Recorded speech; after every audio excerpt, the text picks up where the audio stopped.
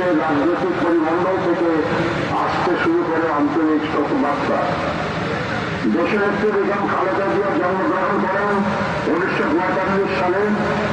শৈশব থেকে তিনি পরিচ্ছন্ন এবং পরিপাটি থাকতে পছন্দ করতেন। ফুলের প্রতি ছিল তার গভীর অনুরাগ। পরবর্তী জীবনেও তিনি অভ্যাস বজায় রেখেছিলেন তার ব্যক্তিগত এবং রাজনৈতিক চর্চায়। তাই তার রাজনীতিও ছিল নিজের মতন সৌন্দর্যে মণ্ডিত। ফুলের প্রতি অনুরাগের কারণেই হয়তো সবচেয়ে কঠিন সময়েও তার সকল রাজনৈতিক বক্তব্য থাকত সুশোভিত।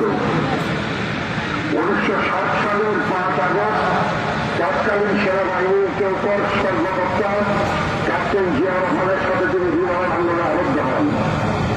তাদের দুই পুত্রের মাঝে জ্যেষ্ঠ পুত্র তারেক রহমান বর্তমানে বাংলাদেশ জাতীয়তাবাদী দলের ভারপ্রাপ্ত চেয়ারম্যান এবং কনিষ্ঠ পুত্র আরাফাত রহমান কোকো স্বৈরাচারী আওয়ামী লীগ সরকারের রাজনৈতিক প্রতিহিংসার শিকার হয়ে বাংলাদেশে অবস্থানকালে প্রকৃতপক্ষে বিনা চিকিৎসায় 2015 সালের 24শে জানুয়ারি মাত্র 49 বছর বয়সে ইন্তেকাল করেন। তার লাশ যখন ঢাকায় আসেন তখন তার মা দেশনেত্রী বেগম খালেদা জিয়াও ছিলেন তার গুলশান অফিসে সেই একই সরকারের প্রতিহিংসার শিকার হয়ে অন্তরীণ।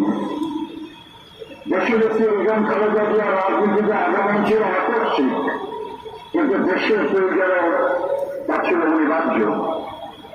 1988 সালের 30শে মে কতিপয় বিপদগামী সেনা কর্মকর্তার হাতে রাষ্ট্রপতি জিয়া রহমান বীরউত্তম শাহাদত বরণ করার পর যাদের দলীয় সরকারের ভিতরেই ষড়যন্ত্রকারীরা তৎপর হয়ে ওঠে। সার্বজনীনভাবে বিএনপি এবং সরকার দুর্বল হয়ে পড়ে।